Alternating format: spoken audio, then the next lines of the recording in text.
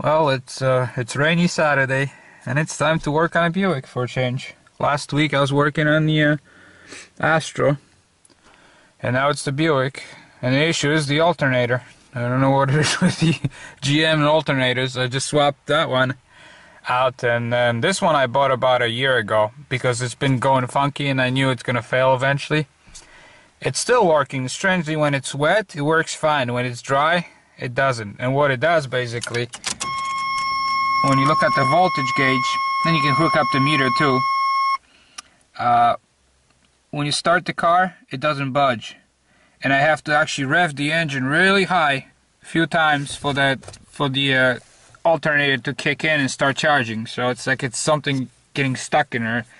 It's most likely the voltage regulator in it that's going bad.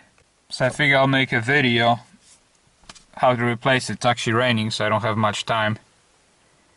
And but it's an easy job. But let me start. See, now it's charging because it goes over, goes to about 14 volts. But normally this thing stays, almost near the red line. Once the engine's running on the battery, it just goes close to red. And I have to do this. Rev it a few times for it to kick in. And a couple times I forgot to do it. Look at the gauge and I almost drained the battery dead.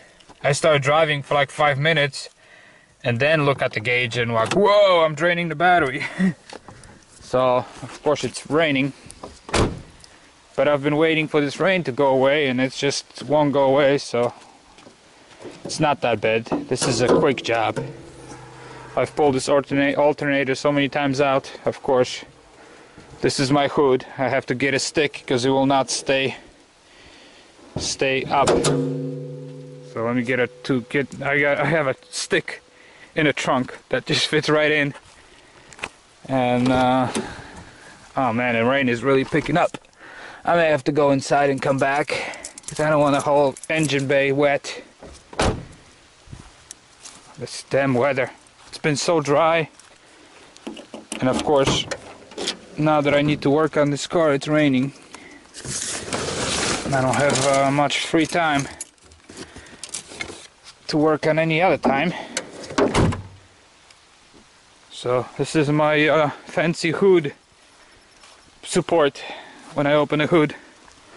So to remove the alternator on these old Buicks, it doesn't get simpler than that. It's so simple. It's simply one bolt here, one bolt in the back, and one bolt here, and then you have to disconnect those two wires and you're done. It's a very easy job. Of course you have to put a tension on the belt and all the other fun stuff, but yeah, it doesn't get easier than this, One thing you want to remember is when you do an alternator job and you're replacing it, there's always a positive wire going into it, and you cannot touch it till you disconnect the battery. Because if you touch it with a wrench and you touch it somewhere else, it's just going to create a spark. It might actually weld your wrench into something. So you basically come here and you disconnect the negative battery. Always the negative post, not the positive. Because if you try to disconnect the positive first, you take a wrench to it. So now your wrench conducts electricity, and you touch any frame or anything, you're going to create a spark. In short, you might damage the battery, so always disconnect negative wire first. Because negative wire, you can touch it anywhere to the body and you don't have to worry about it. So anyways, just remember, disconnect the battery before you do anything with the alternator. So we got the old one and the new one. Now obviously you see, even if you buy alternator for a car from the 80s, today they always come with this type of pulley for the newer belts. And of course, car in the 80s had a V-belts. So you have to unscrew this and put this end on this end. And the best thing to do to use it is an impact wrench, because obviously when you try to remove this nut here, the whole thing spins. It's got a hex for an Allen wrench, but like in this case, if you put an Allen wrench, you can't get to it because it's deep recessed into this thing, so you can't put a normal wrench on it. So you have to use an impact wrench to, you put an impact wrench, and then the beauty about impact wrench, it just it spins so fast and it creates like knocking motion that breaks the nut loose before this thing even starts spinning. So so that's the, you know, but if you don't have an impact wrench, you're gonna have to come up with some way to put a big I think it's size 8, yeah, it's size 8 Allen wrench in there, and somehow get this thing out of there. Yeah, you gotta put this Allen wrench in somewhere and then somehow manage to get a wrench or something on the nut to break it loose. But like I said, since I have an impact wrench, I'll just use that. Okay, so we got the pulley on the new alternator. That took literally 30 seconds with the impact wrench. So now I'm gonna put it back on the car. Looks, it's all done. Alternator is charging nicely, as you can see. Everything's charging good. So the entire job took literally maybe 15 minutes. Not 50, 15 minutes. So if you have a bad alternator, most cars it's very accessible, it's right on top.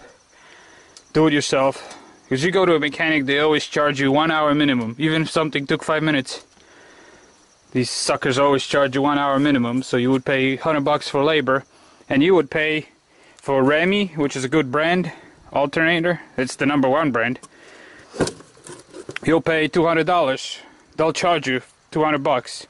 This one was $112 at the rockauto.com. You know, I always buy them online. But the local AutoZone on Napa sells them for $198 plus tax, and this will be $200. So the shop will even charge you $220 with delivery to their shop, plus $100 labor. You'll be paying $300 for a new alternator, where you can get it for $100 yourself. So that's why I always do everything myself. So we're good to go. 15 minutes, all done. Thanks for watching. Well, nice and toasty in there, yeah. 2004 Nash. Trailer we're looking at here. Drove all the way out here because we want 4-season trailer. And these are the only 4-season trailers, the real 4-season. Arctic Fox and Nash. Made by Northwood. Very well made. Everything is enclosed, all the tanks.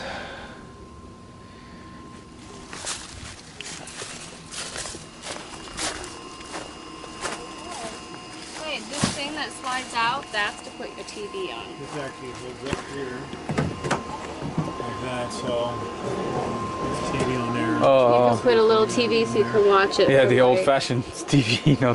Well, you can put a little flat screen. No, I would have like the swing arm for a flat screen. Okay. But yeah, I mean, they're already starting to do text advertising.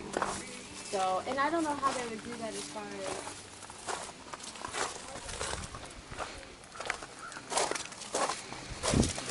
Oh, the frame is nice and solid. Hardly any rust on it. Very beefy frame. It's the difference with Northwood. They make their own frames. And